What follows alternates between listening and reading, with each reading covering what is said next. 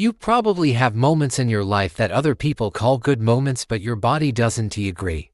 Maybe it's a birthday, a presentation, a compliment in front of others, a room that suddenly goes quiet because everyone is looking at you. And in that moment, instead of feeling proud, something tightens inside your chest. You smile, you nod, you try to act normal, but all you really want is for the attention to move on.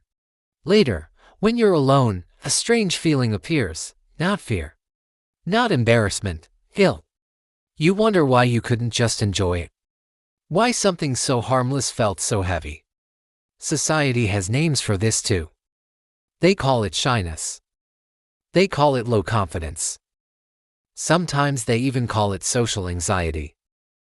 The message is always the same. You need to be more confident. You need to own the room.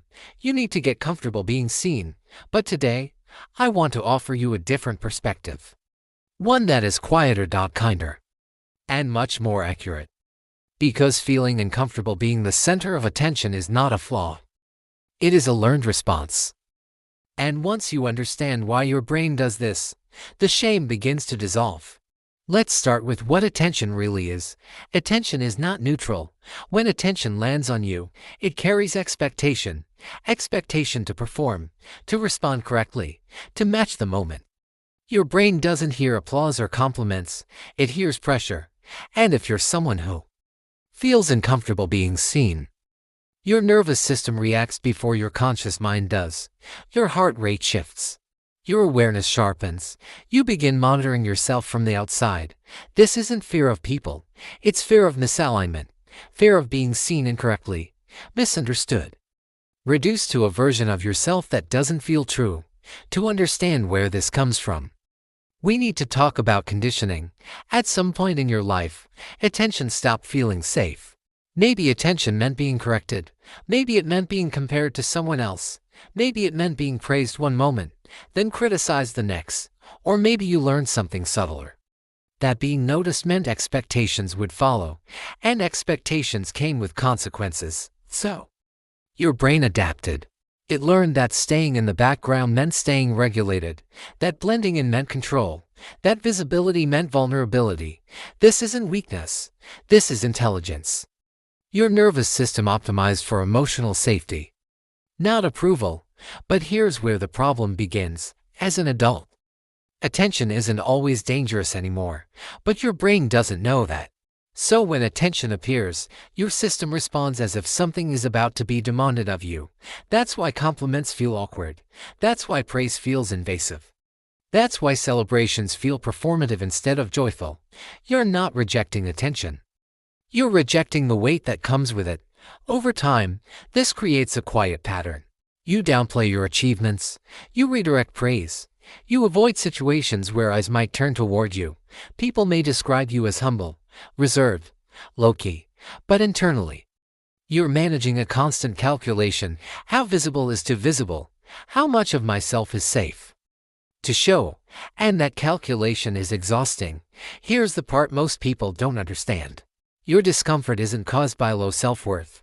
It's caused by high self-awareness. You are sensitive to social dynamics, to tone shifts, to subtle expectations. Your brain is always asking, is this moment asking me to become something I'm not? So when attention feels exaggerated or performative, your system resists. Not because you don't value yourself, but because you value authenticity more than validation. This is where society gets it wrong. We assume confidence means enjoying attention. But real confidence often looks like selectivity, knowing when to step forward and when to remain private. Some people thrive in the spotlight. Others feel most alive in depth, not display. Neither is superior. They are simply different nervous system strategies. But there is one cost we need to acknowledge.